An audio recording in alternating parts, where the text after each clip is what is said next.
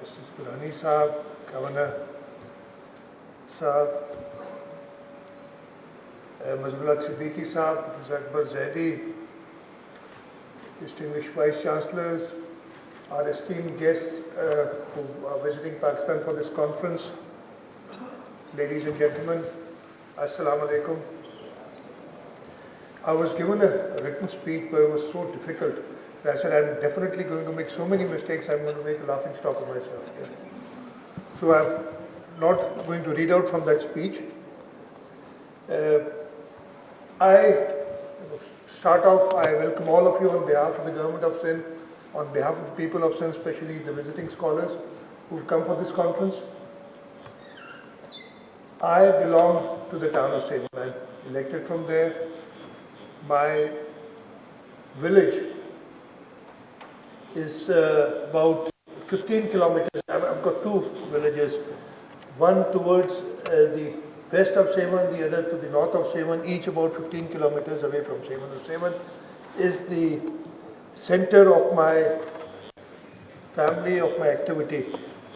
The Sevan obviously is famous for Hazrat Lal Shahbaz Qalandar, the Sufi saint, and what they say is that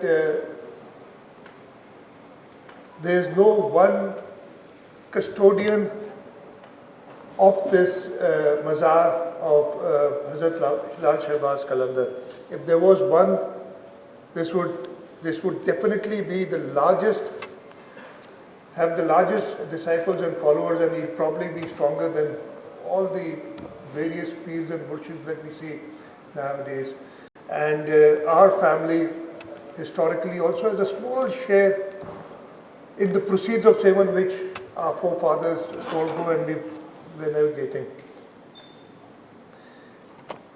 The endowment fund trust came and said that we want to renovate, rehabilitate and bring back the glory of the Sevan fort. This was some time back. Mr. Hamid Harun, Mr. Hamid Akhund met me, and about 2 years ago we went there and we inaugurated the restoration of the fort. I'm very happy with what is being done.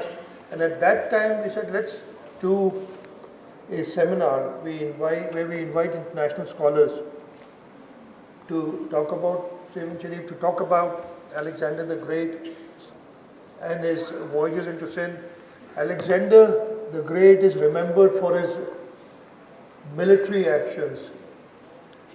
What we've not done, and because there's a lack of archives on him, we do not have much information on the cultural change that he made when he spent his 2 years here in the Indus civilization, traveling from the north to the south and back to Persia. And I believe that with the scholars that we have here today, with this initiative, we are going to learn about the cultural effects that Alexander's sojourn into the Indus Valley. As I said, I'm happy with the work that is being done by the Endowment Trust Fund, and I hope that the purpose of renovation of fort so that we can make Sevan once again. History of Sevan, I know we still do not know where the name Sevan came from. Some people talk about, well, it's as old, it was named after one of the sons of Adam. Others talk about the grandson of Noah, Hazrat Noah. Then we talk about it, call it Shivastan, after a Hindu. So we actually do not know the history of Sindh, but we know that it's probably the oldest place or the oldest civilization that we have in this part of the world, or anyway, if we are linking it back to Hazrat Adam alayhi salam and his son, then definitely it is.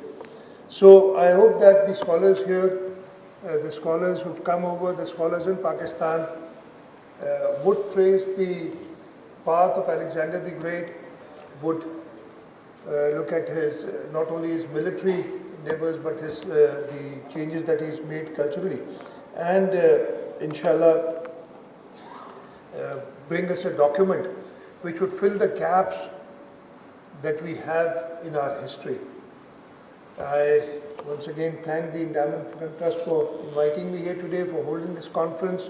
I hope that all the participants will have a great conference and inshallah ta'ala would enjoy not only this conference but the city of Karachi. I believe, I don't know if we are making a trip down to Sevan or not. We are. So I'll try and join you. I don't promise because of the various commitments that I have nowadays, but I'll try and join you for that visit and spend some time with you there. Once again, I thank all of you for being here today and welcome you on behalf of the government and the people of Sindh. Thank you very much.